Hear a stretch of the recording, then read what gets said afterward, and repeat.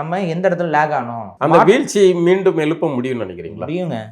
தமிழ் தேசியம்லாம் இந்த மண்ணில் வீழாது.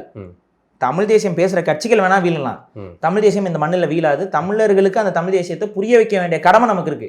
இல்லை, இவ்வளோ காலமா சீமானவர்கள் 15 ஆண்டுகளாக வந்து தேர்தல் அரசியல் பயணிக்கிறாரு, ஒரு மேடைகளாக பேசியிருக்காரு, ஊடகங்களை சந்திக்கிறாரு, தெருமுனை கூட்டங்கள் பேசியிருக்காரு. இவ்வளோ விஷயங்கள் பேசின பிறகும் இந்த இனம் ஒரு 2009 ஒரு இனப்படுகொலை சந்தித்து அதை பார்த்த இனம், அந்த இனம் வந்து ஒரு நடிகர் வந்த உடனே அவருக்கு வந்து வாக்கு செலுத்துறது அளவுக்கு மனநிலை கொண்டதாக இருக்கு.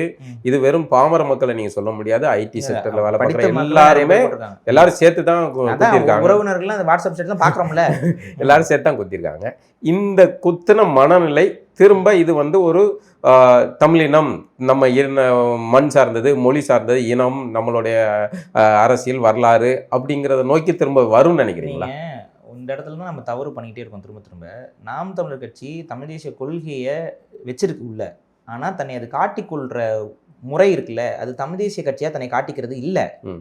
இது இங்கே வந்து அவங்களுக்கு உள்ள தமிழ் தேசிய கொள்கையை வச்சுருந்தாலும் அது ஒரு சில கூறுகளில் தான் அவங்கள தங்களை தமிழ் தேசியவாதிகளாக காட்டிக்கிறாங்க. எடுத்துக்காட்டுக்கு மாவீரர் தினம் நடத்துறது, இப்போ இனப்படுகொலை நாள் அனுசரிக்கிறது, தலைவரை கொண்டு போய் சேர்க்கறது, இதுல எல்லாம் தமிழ் தேசிய கூறுகளை காட்டுறாங்க.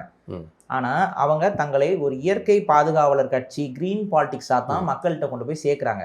நாங்கள் வந்து உலக தரத்துக்கு உயர்த்துவோம், நாங்கள் வந்து அதை செய்வோம் இதை செய்வோம்னு சொல்லி அவங்களோட ஒட்டுமொத்த பொலிட்டிக்கல் ப்ரொபகேண்டாவும் எதை நோக்கி இருக்குன்னு பாருங்க. முழுக்க முழுக்க இயற்கையை மீட்பேன், விவசாயிகளை வந்து உயர்த்துவேன், இந்த கான்செப்ட்ல இருக்கு. இது தவறானதா? தவறானது கிடையாது. ஆனா இது வந்து மக்களுக்கு இப்ப பார்வையிலே இல்லை. மக்கள் இதை பத்திலாம் அவங்க யோசிக்கிறதும் இல்லை. அந்த இடத்துல தான் மக்கள் இருக்காங்க, அவங்களுக்கு அது அவுட் ஆஃப் சிலபஸ். இப்ப நீங்க இங்க புரிய வைக்க வேண்டியது இன்னும் நிறைய இருக்கு. இங்க தமிழ் தேசிய கூறுகளை முதல்ல தமிழ்நாட்டுக்குள்ள புரிய வைங்க. ஏன் இப்ப தமிழ்நாட்டை தமிழர் ஆளணும் நம்ம எல்லாம் பேசுறோம், அதுக்கான காரண காரியங்கள் உங்களுக்கும் எனக்கும் புரிஞ்சிருச்சு. இதே புரிதல் பாமர தமிழனுக்கு இருக்கானா? இல்லை. இப்போ புரியுதா? இப்போ நம்ம வந்து ஒரு தமிழ் தேசிய தமிழர் அப்படிங்கிற பார்வை நமக்கு இருக்குது, ஏன் அவங்களுக்கு இல்லை? அதை அவங்களுக்கு நீங்கள் உணர்த்தணும். வேலைவாய்ப்பில் பறி போயிருக்கு, தமிழரோட வேலைவாய்ப்பு போயிருக்கு, இங்கே பிறமொழியாளர்களோட வேலைவாய்ப்பு அதிகமாக இருக்குது. இதெல்லாம் எடுத்து பேசணும். இதெல்லாம் தமிழ் தேசிய கூறுகள். அதே போல் சில சாதிகளோட இடஒதுக்கீடு இதெல்லாம் கொஞ்சம் பேசுனாங்க, பட் ஹைலைட்டடாக இல்லை.